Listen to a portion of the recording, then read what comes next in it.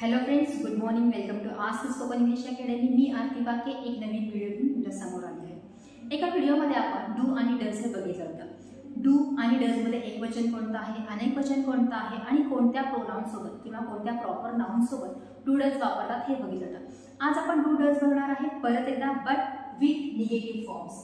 जर डू आणि डज ह्या हेल्पिंग वर्ब सोबत नॉट हा शब्द वापरला तर कशा प्रकारे सेंटेन्सेस होतात ते आज आपण बघणार आहे. जेव्हा आपण डू आणि डज यांच्यासमोर नॉट वापरतो त्याचा अर्थ होतो करत नाही.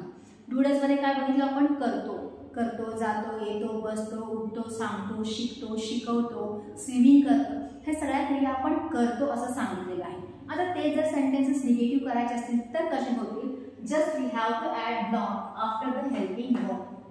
जे आपले हेल्पिंग वर्ब्स आहेत डू आणि डज, त्याच्यानंतर फक्त आपल्याला काय करायचं आहे? नॉट हा शब्द यूज करायचा आहे आणि त्याचा अर्थ होणार आहे करत नाही. जसं मी शिकवत नाही, तो उडी मारत नाही, ती काम करत नाही, ते सगळेजण झोपत नाही, हे सेंटेन्सेस करत असताना आपल्याला यूज करावं लागणार आहे हे हेल्पिंग वर्ब्स विथ नॉट.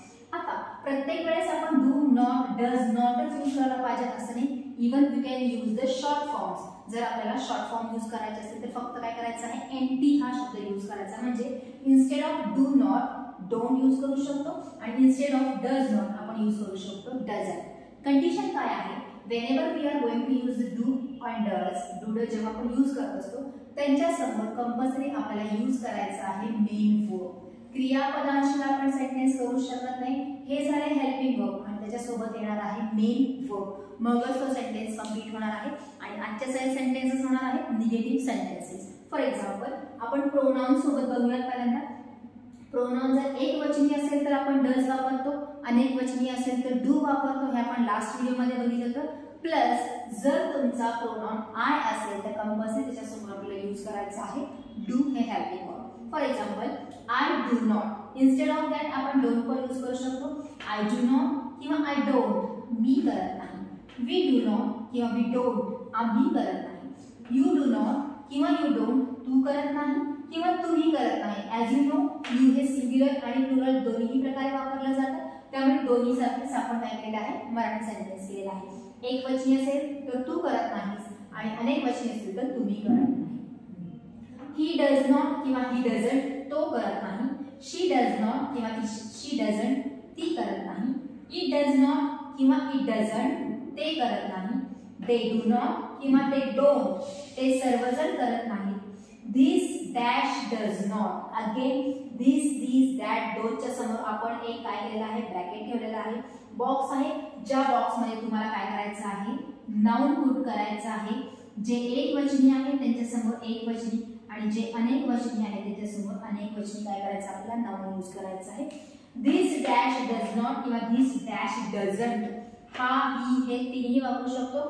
करत नाही, जसं की इथे जर आपण डॉग घातला तर दिस डॉग डझंट वॉक, हा कुत्रा चालत नाही. इथे आपण नाउनच्या ठिकाणी काय यूज केलेला आहे? डॉग यूज केलेला आहे.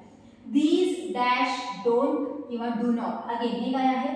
अनेक वचने आहे, त्यामुळे आपल्याला अनेक वचनी नाउन यूज करायचं. जसं की इथे आपण डू वापर येणार आहे, सॉरी इथे आपण डॉग वापरला आहे dogs, cats, people, children, students, अशा प्रकारचे नाउन आपल्याला इथे यूज करायचे. So these dash do not किंवा दीज डॅश डोंट, हे करत नाही. जसं दीज स्टुडंट्स डोंट स्टडी, हे विद्यार्थी अभ्यास करत नाही. दॅटच्या समोर अगेन सिंग्युलर यूज करायचं आहे प्रोनाउन किंवा दॅट प्रोनाउनच्या समोर आपल्याला सिंग्युलर नाउन यूज करायचं आहे. दॅट डॅश डज नॉट किंवा दॅट डझंट, ते करत नाही. जसं दॅट बेबी डझंट क्राय, ते बाळ रडत नाही. आणि ते जर अनेक वचन झालं तर दोजच्या समोर आपल्याला अगेन प्लुरल फॉर्म यूज करायचा आहे. दोज डॅश डू नॉट किंवा दोज डोंट, ते करत नाही. जसं those workers don't work properly, ते कामगार व्यवस्थित काम करत नाही. प्रत्येक ठिकाणी हे तुम्हाला मी हाफ ऑफ द सेंटेन्सेस सांगितलेले आहे. ॲज यू नो, प्रत्येक वेळेस आपल्याला काय करावं लागणार आहे? मेन वर्ब हे यूज करावंच लागणार आहे.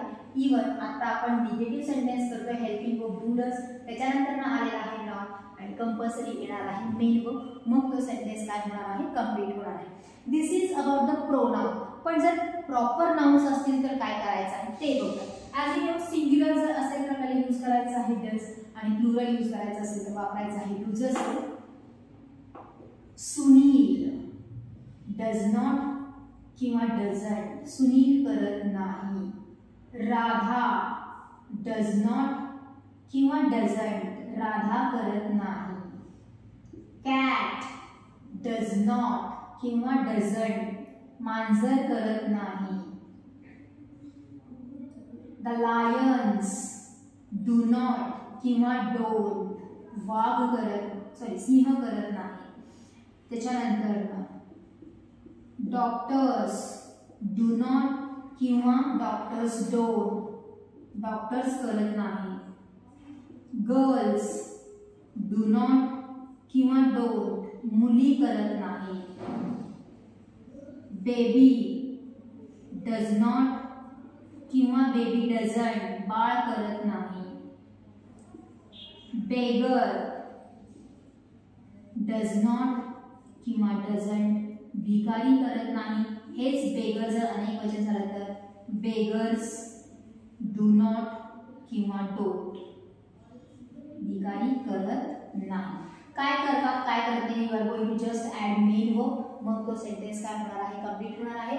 So whenever there is a singular, जसं की सुनील, राधा, कॅट, त्याच्यानंतर बेबी आणि बेगर हे सगळे सिंग्युलर आहे, त्यामुळे त्याच्यासमोर आपण डज वापरलेला आहे आणि निगेटिव्ह करतोय म्हणून नॉट किंवा एंटी वापरलाय. आणि जे काही अनेक वचन जसं लायन्स, डॉक्टर्स, गर्ल्स आणि बेगर्स हे काय आहेत, अनेक वचन आहेत, त्यामुळे आपण त्याच्यासमोर काय वापरलेलं आहे, डू, आणि निगेटिव्ह असल्यामुळे डोंट. म्हणजे सिंग्युलर जिथे जिथे असेल तिथे आपण डज वापरलेला आहे, प्लुरल जिथे आहे आपण तिथे डू वापरलेला आहे, प्लस आपण नॉट यूज केलेला आहे कारण आपण निगेटिव्ह फॉर्म्स बघत आहोत की जर ह्याचं निगेटिव्ह झालं, करत नाही असं जर मला म्हणायचं असेल तर मला या हेल्पिंग वर्बच्या नंतर नॉट हा शब्द यूज करायचा आहे. मी करत नाही, जसं माझी मम्मी काम करत नाही, माझे पप्पा शेताला जात नाही, माझा भाऊ मला मदत करत नाही, मी दररोज क्लासला येत नाही, मी दररोज मॅडमचे व्हिडिओ बघत नाही, हे सगळे करत नाही, येत नाही, जात नाही, बसत नाही, उठत नाही, हे जे सेंटेन्सेस आहेत ते करत असताना आपल्याला यूज करायचं आहे डू आणि डजच्या नंतर नॉट हे शब्द. आणि हे सगळे कशामध्ये येणार आहेत, of course these all sentences are under simple present tense, साध्या वर्तमान काळामध्ये हे सेंटेन्सेस आहेत पण निगेटिव्ह आहेत. So this is for today. Thank you.